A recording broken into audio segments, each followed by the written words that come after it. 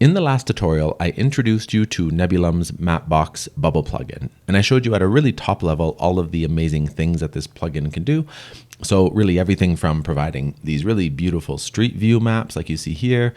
You can do route planning. You could add live location and live location tracking to your apps. You can even do things like add satellite imagery or even 3D terrain into your bubble applications.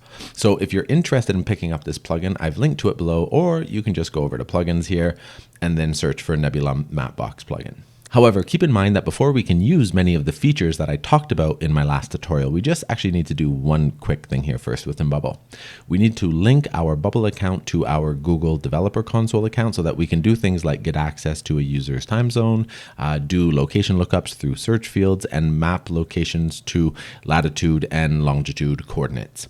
Now, in fact, this step is so important that in your app, you might actually see an error up here if you haven't updated your Google Maps API keys yet. And that's because Bubble will not allow you to deploy an app to live until you've gone through these steps. That said, it's a really straightforward process, and in this tutorial, I'll hold your hand through each of the steps. So let's begin. Okay, so in your Bubble backend, if you were to go over to settings and then you were to click on this general tab here, if you just scroll down a little bit, you'd see these two fields right here for Google Geocode API key, as well as this one here for Google Maps API key. Okay, so let's go and grab these API keys from Google. Okay, so begin by going over to Google Developer Console, and a link to this development platform can be found below this video. Now, once you sign up for an account, you'll be brought to a page that looks something like this. Now, you actually might be prompted to immediately create a new project after signing up, but if you're like me and you already have projects created, all you'll need to do is you'll need to click on this little button here and then click on New Project. And now from here, what we can do is we can just give our project a name, and then we can click on Create. Okay, now over to the right, we'll see it creating our project for us. So we might just need to give the platform a few seconds to complete. Okay, so once you see that the project has been created, you can click on this menu icon up here and then click on this option for APIs and services. Now from here, let's click on credentials. And now what we need to do is we need to click on this button here for create credentials. And then what we'll do is we'll click on API key. Okay, so what we'll do is we'll call this first API key server. And then under application restrictions, we'll click on websites. And then what we'll do is we'll click on this add button here to add a website. And then what we'll do is we'll just jump back quickly over into our Bubble app, and we will copy and paste our entire app URL here. And we'll jump back over into our Google Developer Console platform, and we'll just paste our Bubble app URL right here. However, we don't actually need the entire URL. So what we'll do here is we'll delete everything past the / here after the .io, and we'll just place an asterisk here instead. The asterisk essentially just acts as a wildcard, allowing any page within our Bubble application to access this API. Also, keep in mind that if you have a deployed app on Bubble and you're using a custom domain, you actually need to copy and paste that URL here as well in order to grant permission for your custom URL to use this API key.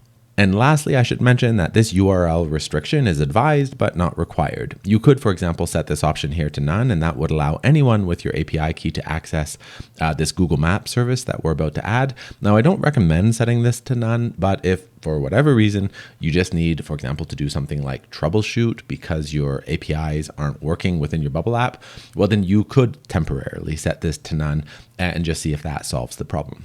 Also, when adding domains, it's really important that you click on Done here before you click on Create. And the reason for this is that the custom domains won't be added until you click on Done.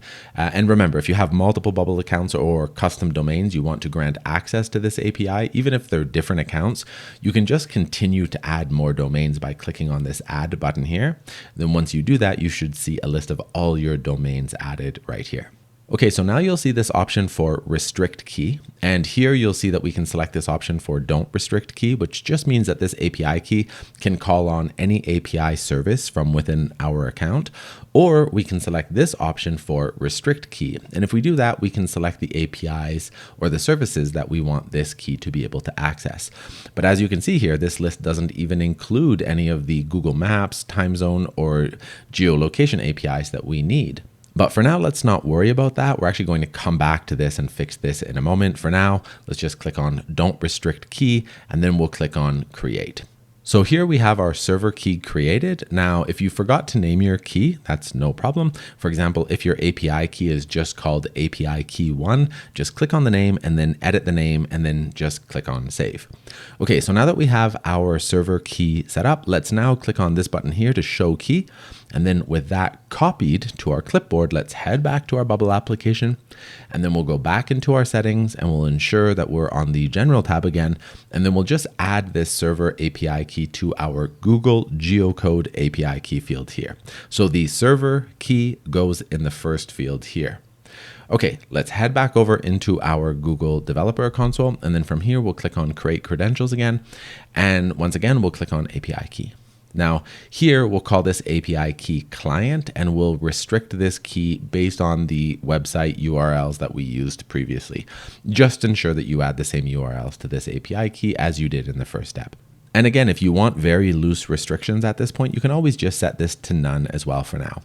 So from here, what we'll do is we'll select Don't Restrict Key, and then we'll just click on Create. Okay, so now we have our client key created as well. So again, let's just click on Show Key, and then we'll copy this key and we'll add the client key into our Bubble app in this field back in our Bubble application under this general settings page.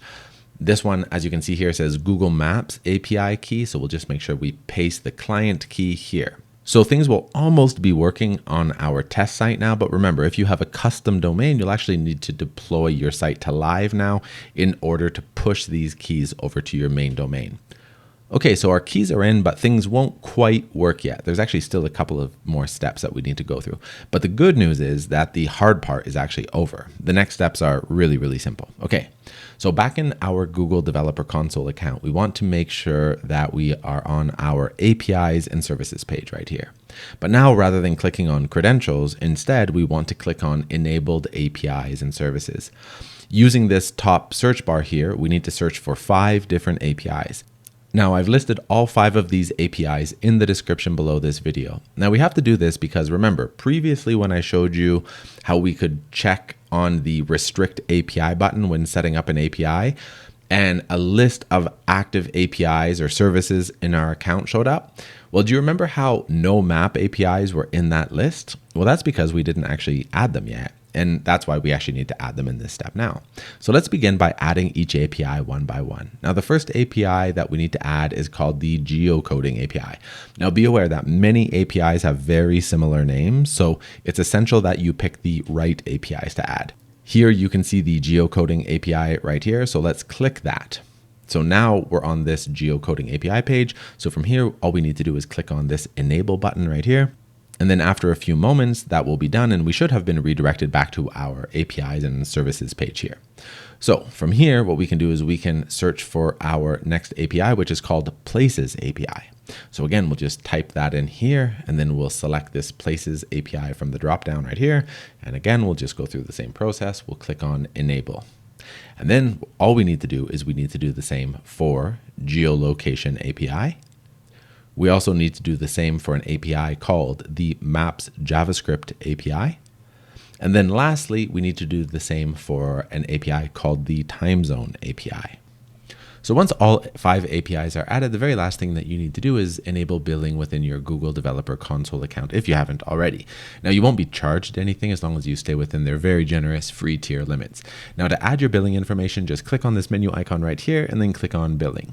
So now with all 5 of those APIs added into your Google Developer Console, with your billing information added, and with the server and client API keys added to your Bubble app, your mapping logic should now work within your Bubble application. Again, if you're running this on a live site, don't forget to deploy to live to see those changes over on your live site as well. Now, there's just one small thing to keep in mind though, and that's that after enabling all 5 of these API keys and adding your billing details, you still might need to wait just a few minutes before all of these services are fully functioning within your Bubble app. So if after doing all of this is still not working, just walk away for a few minutes before you come back and try again. But for me, everything is working now, so I can go to my app here and I can add a search box to my app, and I can set choices style to geographic places, and now when I run my app, I can search for places, and as you can see, the input field here will auto suggest locations for me, and this would not work if these API keys were not working. Also, within Bubble's video documentation, they actually show how you can restrict your keys to only access certain API services. So for example, if I was to go back into my Bubble account here, I could click on my server API key name here, and then I'll be brought to this page. Now from here, I can click on restrict key, and then I can enable the 5 APIs that we just added into this account from this drop down here. Now remember, previously these were not visible because we didn't add them yet, but now because we've added them, we can select all 5 APIs here, and then we can just click on OK. Now from here, we could just click on save again. Again, this is an optional step, but it allows you to control at a very granular level what each API key has access to. Okay, so that's how you set all of this up. So now with all of this set up, we're going to be able to do some really amazing things inside Nebulum's Mapbox plugin. Now, in previous tutorials, I actually showed you how we can create apps that use this really beautiful street view look here, or we could even do things like create logistics maps that have built-in routing features that show distance or the time remaining to a destination. I even showed you how we can set up satellite maps or 3D terrain maps using this plugin as well. So if you haven't seen that introductory tutorial yet, remember it's linked to below. I'll also link to this plugin below for those of you who want beautiful maps with advanced mapping capabilities within your own Bubble applications. This works for both web as well as mobile applications. Alternatively, within your Bubble application, you could just click on this plugins tab here and then just search for Nebulum Mapbox Maps plugin here. Okay, so that's all I have for you for this tutorial. I hope to see you over in the next one.